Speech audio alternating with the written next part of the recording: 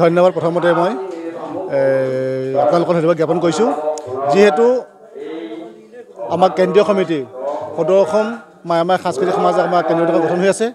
সেই অনুপাতে আমাৰ ডিব্ৰুগড় জিলাতো এখন সদৌ অসম মায়ামায়া সাংস্কৃতিক সমাজৰ গঠন হৈ আছে। তাৰ লগতে আমাৰ আঞ্চলিক হিচাপে গঠন হৈছে 6খন গাঁও লগ লাগিছে। ইটাখুলি, শিঙৰি, শিলপতা, লেজাই, বামকলাখোৱা আৰু দেৱানবাৰী। এই 6খন গাঁও লগ লাগি শাখা লগ লাগি আমি ডিব্ৰুগড় জিলা পশ্চিমাঞ্চল মায়ামায়া সাংস্কৃতিক সমাজ নামে আমি এটি শাখা গঠন কৰা হৈছে। আমাৰ উদ্দেশ্যটো হৈছে যে আমাৰ মায়ামায়া সম্প্ৰদায়ৰ লোকসকলৰ আমাৰ যিটো ভক্তিমূলক যিখন ঘোষা পাঠ কৰা হয়, ভাগৱত পাঠ কৰা হয়, সেই পাঠটো আজি আমি ব্যাখ্যা আৰু বিভিন্ন পৰ্যালোচনা কৰিব। আৰু সেই উদ্দেশ্যলৈ আজি আমি এখন পতা হৈছে। আৰু লগতে আমাৰ ইয়াত কেন্দ্ৰীয় সমিতিৰ বিষয়ববীয়াসকলো উপস্থিত আছে, জিলা সমিতিৰ বিষয়ববীয়াসকল উপস্থিত আছে আৰু শাখা সমিতিৰ সভাপতি সম্পাদকৰ লগতে বিভিন্ন আমাৰ 4খন গাঁৱৰ পৰা যিসকলে গাঁৱে গাঁৱে আমাৰ ভাগৱত পাঠ কৰে, সেই পাঠকসকলকো আমি আমন্ত্ৰণ কৰিছোঁ। তেখেতসকলো আহিছে। আহিলে আজি আমাৰ পূৰ্ণাংগভাৱে আমি আজিখন খুব সুন্দৰভাৱে ভাগৱত পাঠ হ'ব আৰু এই ভাগৱত পাঠৰ লগতে তাৰ শুদ্ধ এটা ব্যাখ্যা হ'ব।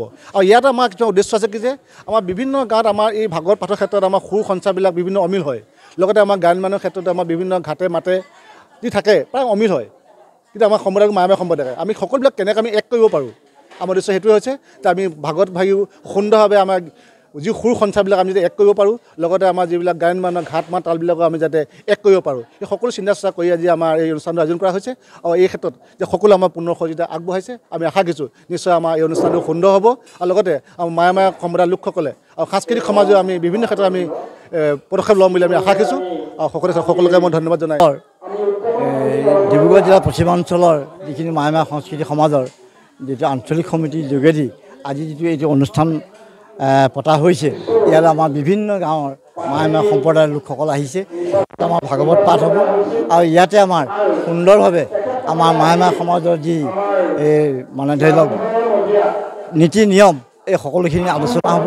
এই আলোচনাত আমাৰ বিভিন্ন গাঁৱৰ পৰা আমাৰ ভক্ত বৈষ্ণৱ আহিছে। এইজন হ'ল মোৰ শিলপতা গাঁৱৰ এজন প্ৰিয় বন্ধু, তেওঁ আহিছে। তেওঁ লগ পাই আজি বৰ সুখী হৈছোঁ। গতিকে এই অনুষ্ঠানটো যাতে সফল ৰূপায়ণ হয় তাৰ কামনা কৰি